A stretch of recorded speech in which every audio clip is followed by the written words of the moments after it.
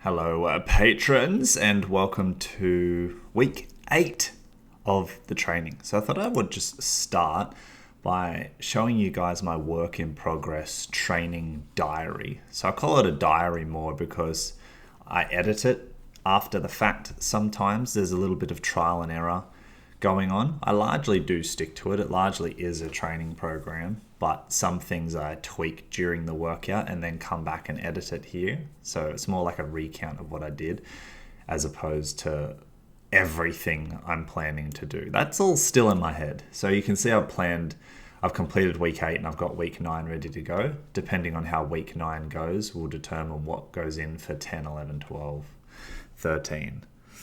So the main thing to update you guys with is what I've decided to do moving forward, because the first 6-week block was largely basic gymnastic strength skills and just incrementally building on the intensity. So we had our planche negatives, handstand push-ups assisted, support holds, dips, chin-ups, and then some for the legs. Whatever for the legs. We're talking mainly about the gymnastic strength training, which targets upper body. So for what I've decided to do moving forward, and it was just the thing that I was throwing around in my head was, am I going to focus more on skills? Am I going to focus more on mass? Where am I? And what I decided to do was to refine my approach in terms of, instead of just looking at building general overall upper body strength through gymnastic strength training, I've refined it to more towards particular skills, so particular movement patterns. But I'm very aware that these movement patterns will continue to develop my musculature. And where it comes to a decision to be either skill orientated or just strength orientated. I mean, there's a level of skill to all this. This is bodyweight training. I'm leaning more towards the strength side. So how I can give you an example of that is we have the deep handstand push-up, but those handstand push-ups are assisted. So what's different from the handstand push-up, which I'll go further into actually when we play the video. Yeah, I'll just go further into it. But essentially, deep handstand push-up, I could, as I was progressing with handstand push-ups in the first 6-week block, I could move to doing freestanding handstand push-ups now. But like I was telling you guys, what my issue was the balance factor. And it wasn't really an issue. It's just the handstand push-up became more of a trick trick, maybe that's undermining it, skill. And the balance aspect was taking away significantly from the strength aspect. And that would be okay if my goal was a freestanding handstand push-up to do a sampler, to get 5 in a row to put on Instagram and get 200-300 likes. And that wasn't the goal. I can get that later if I'd like to, but I want to more lean towards putting the focus on strength within that inverted pushing position. So I've removed the balance aspect, but made the exercise, continued progressing this exercise from the strength aspect. Another example is the iron cross press, the IC press. Now, these are iron cross presses with the cross trainers, but the goal isn't necessarily to get iron cross. The goal is to build strength within that position, just because I'm aware how intense it is on the biceps and on the chest. So that's kind of the summary of the program moving forward for now. Is it's become a little bit more refined in terms of it's not just general upper body strength, and I've chosen exercises that cover all facets of what makes the upper body strong. I've refined it a little bit further to skills. But these skills, being planche, handstand push-up, iron cross, front lever, and one arm chin-up, these all still build general upper body strength. So any questions, put in the comments below. that's just a very refined version of my outlook moving forward and where the decision making came in. And let's get on with week 8. Starting with the planche. So I've included a couple of planches throughout because planches can be a nice journey within your working sets. You know, you can have good sets, bad sets. So this first one is just the advanced tuck, and I'm still sticking at 5 reps. I don't think that's ever, it may change, but in the foreseeable future, I don't see myself changing from the 5 set allocation and just trying to control it as much as I can. Based on how that felt, because I do handstand, I do tucks on their own, tuck planche, then I do a tight tuck negative, then I'll do the advanced and kind of assess where I'm at.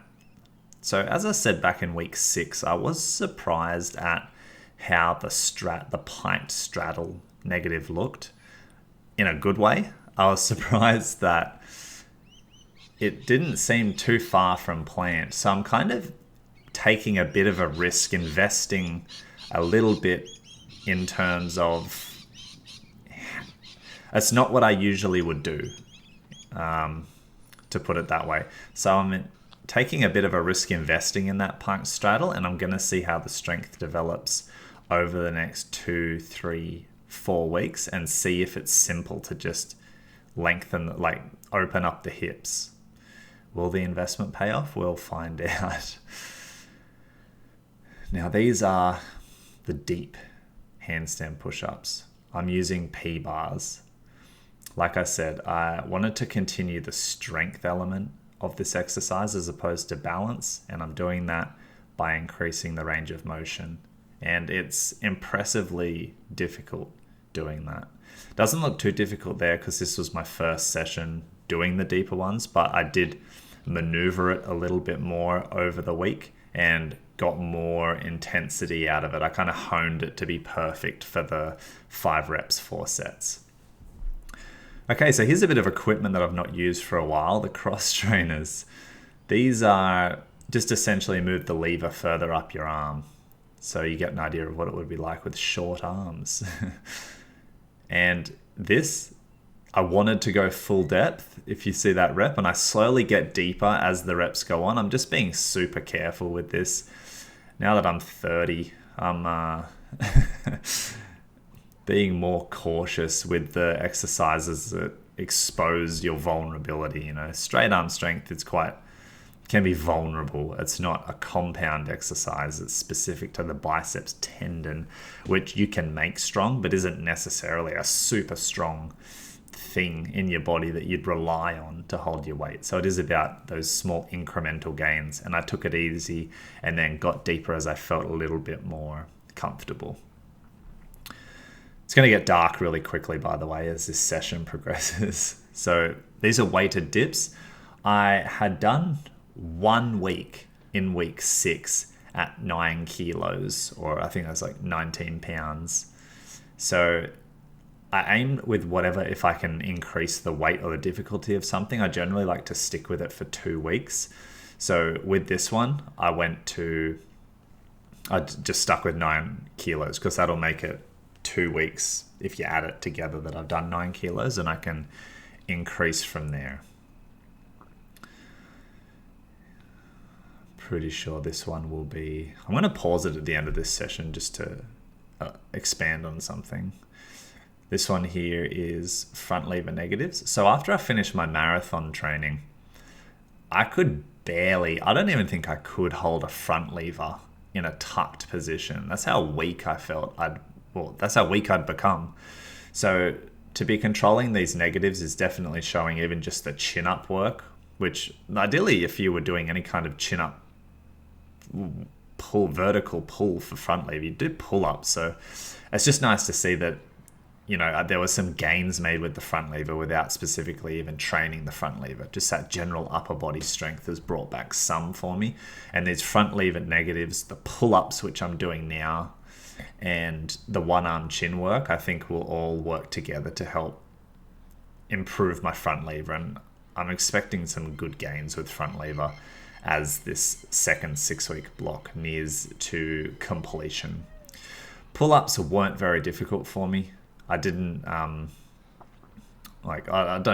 adding weight or anything. I know I was with chin-ups, but pull-ups are a bit different. And again, I'm going to expand on something after this. This is the last exercise of this first session, and it's one arm chin negatives. And I had trouble. I figured it out with the assisted one arm chins, which you'll see, but these negatives, because it was the first one arm chin thing I was doing, I struggled to decide if it's better to do archer, with the arms straight out, to do archer negatives, or if I should do the fingers, so 4 fingers, 3 fingers, 2 fingers, 1 finger assistance, but not in an archer position, just bent. Just going to pause it there. And what was weird was in the last session of this week, so it's session 4 for week 8, I played around and I did 2 fingers on the non-working arm and just held it normal, like a normal pull-up position, and did the negative. And then I did archer, so my whole hand gripping the non-working the non-working arm, doing the archer, so fully stretched out, my whole hand holding the ring and lowering. And I found the archer was more difficult than 2-finger assisted, which is surprising to me.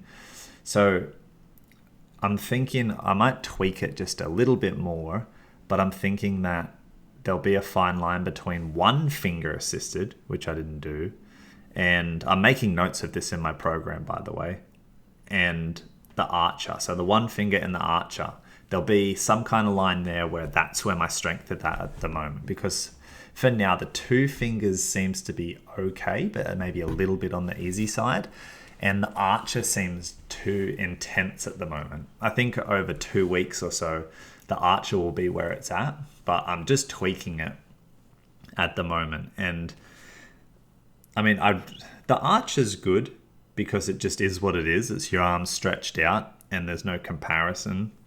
There's no variability in that, having your arms stretched out. But I really do like the idea of using just a standard grip and using your fingers because it's easy to measure. You have just your thumb, excluding the thumb, you have 4 fingers over and you do your negative. And then when you get stronger, you have 3 fingers over and then 2. And it's just easy to measure that way, which is what I liked. But it was surprisingly very helpful when doing the negatives. So yeah, I think the archer might get some use in the negatives. But as you'll see later, the assisted 1-arm chin-ups, I do that finger assistance. Anyway, what I wanted to talk to you guys about just before I play the next session was the potential my biceps did a fuckload of stuff in that first session. And it was funny because I got to I think it was the pull-ups, and I realized that I had done the iron cross press, which was stressful on the biceps. And I did what was the other thing I did? I did the iron cross press. I'd done the planche negatives. Then I did the front lever negatives. Then I did the pull-ups. And at the pull-ups, I couldn't believe I'd still put in 1-arm chin negatives. I wondered why I'd done that when I was constructing the program. So it seemed almost too intense on the biceps. And I almost decided not to do the 1-arm chin negatives. But I thought I wrote the program for a reason. Like in the moment, during training, I might have been thinking more rash, like, oh, I'm fatigued, I don't want to do the next thing. But I decided to trust in what I'd written because I'd thought about it and put it in there for a reason only a few days ago. So I don't know why I'm like, why? But that's how it turned out. And you can also see in the program that there's shorter days and longer days, and that session 1 is the most intense session of the week, and then all the others have some kind of compensation in there. You'll also notice that for the big strength skills like planche, handstand push-up, and front lever, I've put them in 3 times a week. So I train 4 times, so there's always going to be a session where one of them is missing. And I think just this first session has all of them in it. And yeah, so that might be tweaked a little bit, but we'll see how it goes. It all depends on the level of fatigue that I feel like, because I just want to continue to grow and challenge the body without fatiguing myself till failure or near failure. All right, let's play this session 2 at home because I didn't feel like going out. So I'm pretty sure I did the same thing here. I did advanced tuck, and then I do the straddle, and I get the straddle on a side view as well.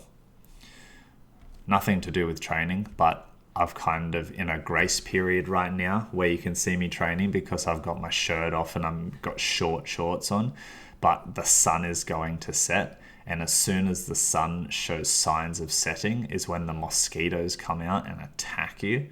I should have worn long pants, but I didn't. And I could literally just go inside and change, but I didn't want to.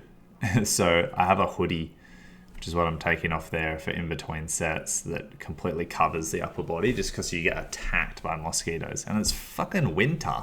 Piss off, would ya? I just want to be aesthetic on the balcony, and you're taking that away from me. So it's funny how different planches can be, to be honest, each day. I definitely feel like it's important to warm up for planche. Another little side note, it was one of the most frustrating things when I lived in England was because, look, you've seen at pretty much every session you've seen, or maybe every session you've seen is outside. And in England, it gets so cold, especially for an Australian. And the most frustrating thing was I relied on doing sessions outside, and it would be so cold that because planche is strength training for me, you would need those 2-3 minutes between sets, which you would cool down from. And then you're kind of like asking your body to do these negatives, which are super intense on specific areas like the biceps, whilst quote unquote cold. Yeah, you're in the middle of training, but you cool down. So happy training wise to be back in Australia. Okay, so this is the Bulgarian dips. And the reason I include the Bulgarian dips in the program is because it's a little bit different to dips, and it's a little bit different to iron cross press, but it's a mix. It mixes both of them together. And unfortunately, I'm not too happy with my form on these Bulgarian dips. This was the first time doing my ring setup at home at the moment. So I don't really see how that takes away from it actually. But even though the Bulgarian dips felt weird, like I'm tensing there because the pump that it gave my chest was really satisfying. But the thing I'm not happy about with the Bulgarian dips is I'd like that perfect right angle there at the bottom with the shoulder completely internally rotated. And I'm just not achieving that right now. So hopefully that just gets refined over time.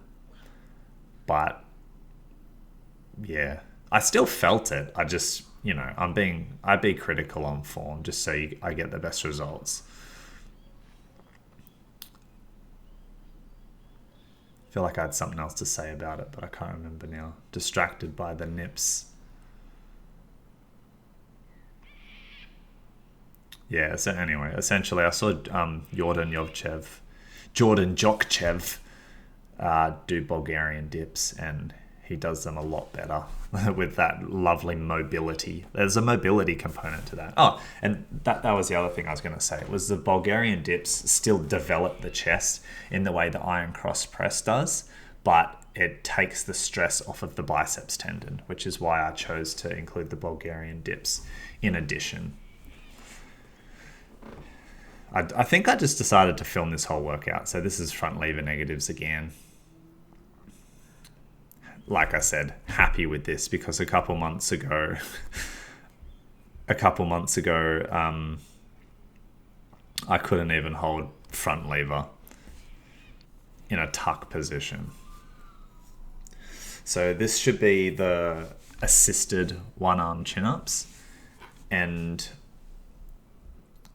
I believe I show you guys, no, front lever? Oh, I've included front lever twice. Good one, Tyson. I don't find there's that much variation in the front levers, in front lever negatives compared to planche, because there's not really a balance aspect taken into account. It's essentially just the same. It's very consistent. It's easy to replicate, which is a good thing.